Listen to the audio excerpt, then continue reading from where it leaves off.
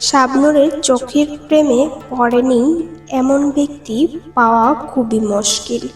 তবে বরাবরই শাবনূরের প্রশংসা সবাই করেন। শাবনূর একাধিক ব্যবসা সাফল্য সিনেমা দিয়েছেন। সেই সূত্র ধরেই অমিত হাসান শাবনূরের প্রশংসা করতে গিয়ে বলেন, খুব সিরিয়াস হয়ে স্ক্রিপ্ট দেখছিলাম।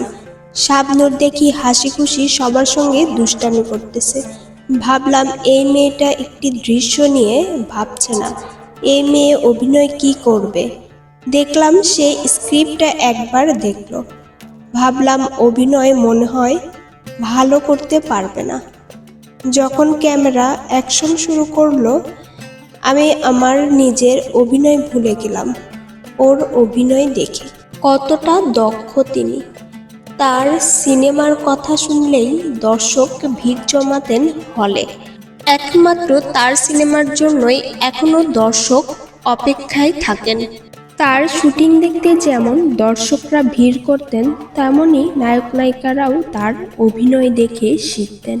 তেমনি বরাবরই মৌসুমী, পপি, পূর্ণিমা সেই সময় শাবনূরকে কপি করতে ভুলতেন না।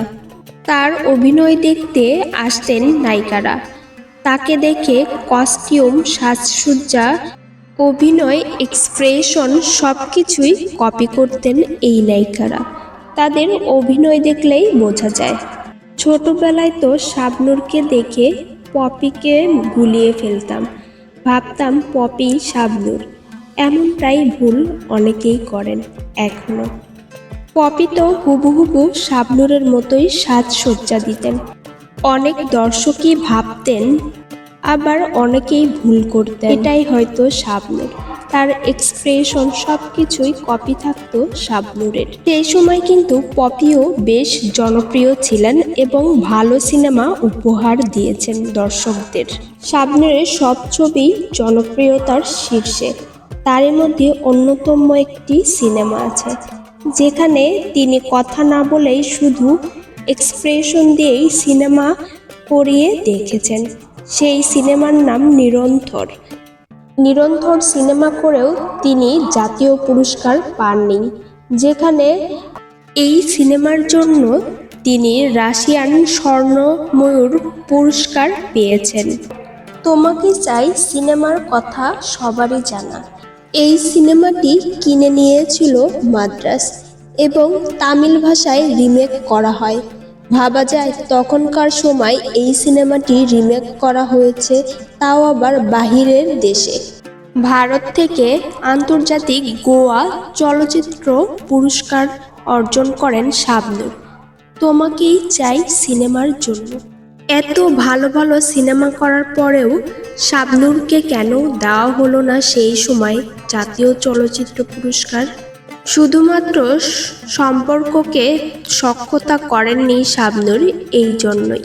এরপরে বেশ কিছু বছর পরেই দুই নয়নের আলো সিনেমার মাধ্যমে শাবনূর জাতীয় চলচ্চিত্র পুরস্কার অর্জন করেই নেন। ভক্তরা আশা নিয়ে বসে আছেন রঙ্গনা সিনেমা ও মাতাল হওয়া সিনেমা কখন দেখবে।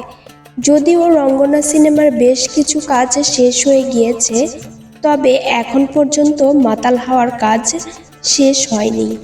যদিও চয়নিকা চৌধুরী জানিয়েছেন মাতাল হওয়া সিনেমার কাজ শেষ করেই আপডেট দেবেন।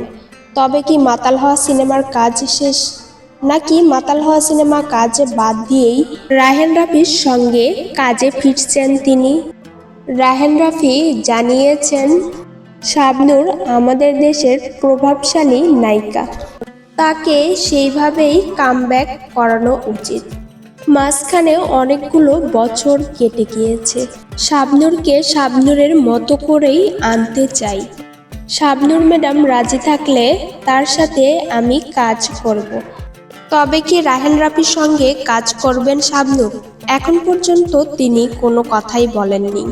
বেশিরভাগ পরিচালকরাই শাবনূরের সঙ্গে এখনো কাজ করতে যাচ্ছেন, তবে শাবনূরের কোনো পাত্তাই নেই।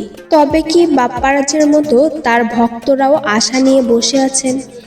এরই মাঝে মাঝে মধ্যেই তার ভিডিও এবং ছবি পোস্ট করতে দেখা যায় নিয়মিত। এবার অপেক্ষার পালা, শাবনূর কি বলেন। বিনোদন জগতের আপডেট পেতে আমাদের পাশেই থাকুন। সাবস্ক্রাইব করে লাইক, শেয়ার, কমেন্ট করতে ভুলবেন না প্রিয় ভিউয়ার্স।